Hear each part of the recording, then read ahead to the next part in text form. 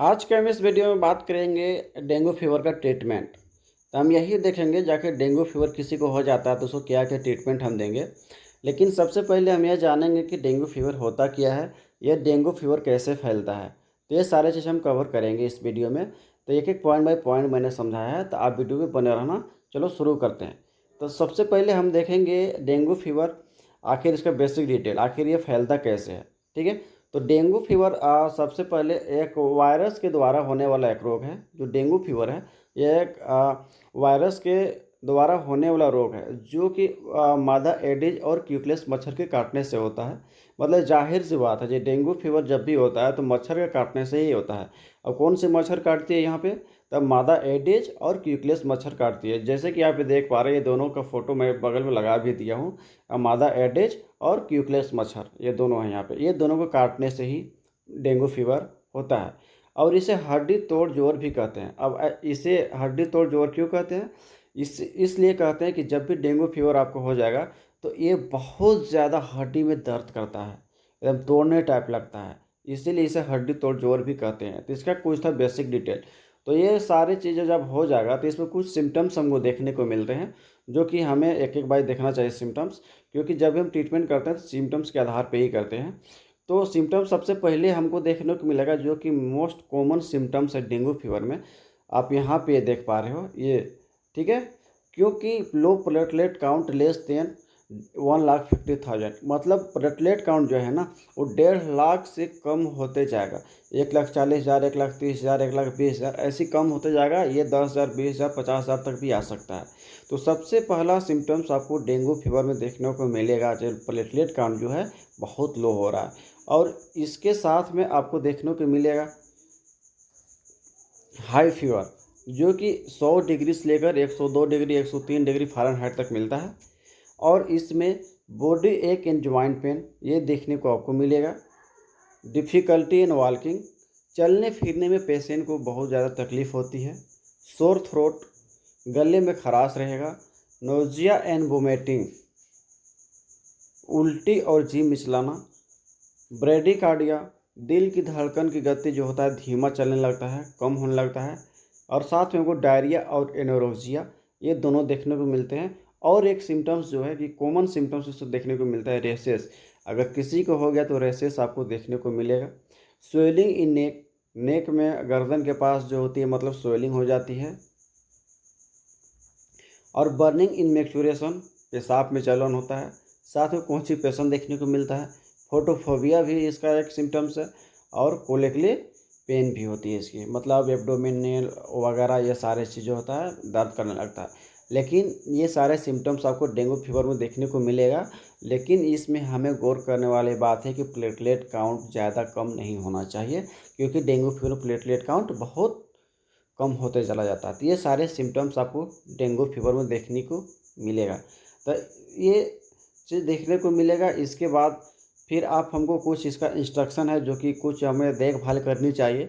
जो कि पहला इंस्ट्रक्शन इसमें है, ये देख रहे हैं। जैसे कि इसमें कुछ रोकथाम है, इसे कुछ वर्जित करना चाहिए। जैसे कि don't use any IM injection. IM injection भूल के भी आपको नहीं देना है किसी भी पेशेंट डेंगू को। और आईएम इंजेक्शन अगर देना भी है तो कौन से कंडीशन में देना है मैं आगे इस वीडियो में बताया हूँ, तो आप वीडियो पे बने रहें। आईएम इंजेक्शन आपको भूल के भी नहीं लगाना है। और give IV fluid, IV fluid जितना आपको देना है उतना आईवी फ्रूट दें। लिक्विड डाइट पिलाते रहिए पेशेंट को। और मॉस्कीटो यूज नेट, तो यह जब भी पेशेंट जहाँ पे भी रखे हो ना वहाँ पे आप मच्छरदानी का उपयोग करें। और उस एरिया को एकदम साफ़ सफाई रखना है। और इसमें एक चीज़ आपको ध्यान रखने के लिए बात है, डोंट यूज एस्प्रिन और आइबुप्रोफेन टेबलेट। इसमें डेंगू के फीवर में पेशेंट को एस्प्रिन और आइबुप्रोफेन टैबलेट का इस्तेमाल बिल्कुल नहीं करना चाहिए। इसलिए नहीं करना चाहिए कि एस्प्रिन जो होता है ब्लड को पतला करता है। और पतला अगर होता है तो डेंगू फीवर के टाइम अगर पतला होगा तो उसके लिए हानिकारक बहुत होती है। तो ये इंस्ट्रक्शन तो इसको कुछ ध्यान आपको देना पड़ेगा। अब इसका हम ट्रीटमेंट देख लेते हैं।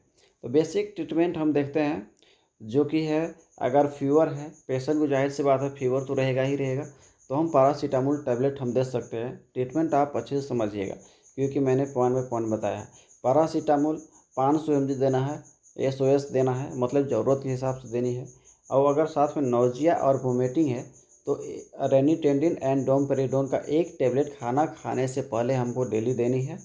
और साथ में हमें एंटीबायोटिक के तौर पे देनी है कैप्सूल मॉक्सिकाइंड से भी बीडी देनी है इसको, विथ टैबलेट फेवरेक्स प्लस TDS।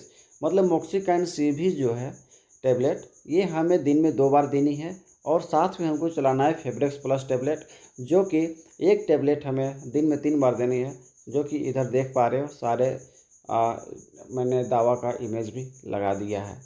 और यही कंडीशन सेवरिटी कंडीशन अगर हो गया, सीरियस कंडीशन अगर है, तो इसमें हम टैबलेट नहीं देने की वजह हम स्टार्ट करेंगे amoxicillin and potassium chloride injection, जो कि 1.2 ग्राम की इंजेक्शन होती है। डेली एक इंजेक्शन IV यूज करनी है। और जैसे कि मैंने बताया था IM इंजेक्शन नहीं लगाना है, तो यहाँ पे देखिए अगर ज़्यादा दर्द हो पेशेंट को तो इंजेक्शन केट्रोलेक प्रोमेथामिन IM लगा सकते हैं। लेकिन कब लगा सकते हैं? प्लेटलेट की संख्या ज़्यादा कम ना हो, मतलब 10,000 20,000 से कम ना हो, इससे ऊपर ही हो, तब हम IM इंजेक्शन लगा सकते हैं। और इससे भी अगर ज़्यादा कम प्लेटलेट काउंट है तो हम नहीं लगा सकते हैं। जैसे कि आप ये देख पाते हो, ये इधर मैंने इमेज भी लगा दिया है मेडिसिन का। तो ये थी डेंगू फीवर का मेन ट्रीटमेंट। IM इंजेक्शन आपको लगाना है तो केट्रोलैक ही लगाना है, और वो भी कौन कंडीशन में लगाना है? प्लेटलेट की संख्या ज़्यादा कम ना हो। सीवियरिटी कंडीशन में हम एमोक्सिसिलिन इंजेक्शन हम चला सकते हैं, एमोक्सिसिलिन पोटेशियम क्लोराइड डेली एक चला सकते हैं। तो यही थी डेंगू फीवर की कुछ ट्रीटमेंट।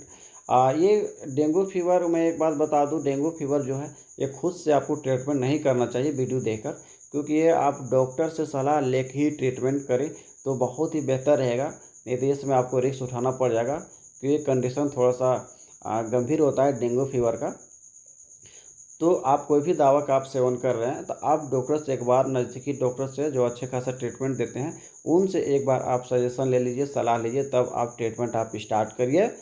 तो आज की वीडियो में यही था, और अपने मन से दवाई नहीं लेना है। तो आज की वीडियो में यही था। अगर वीडियो अच्छा लगा हो तो लाइक करें, शेयर करें और सब्सक्राइब करें, क्योंकि मैं ऐसे ही वीडियो बना के लाते रहता हूँ। और चैनल को सब्सक्राइब करना बिल्कुल नहीं भूलिएगा। तो आज के वीडियो में यही। Thank you.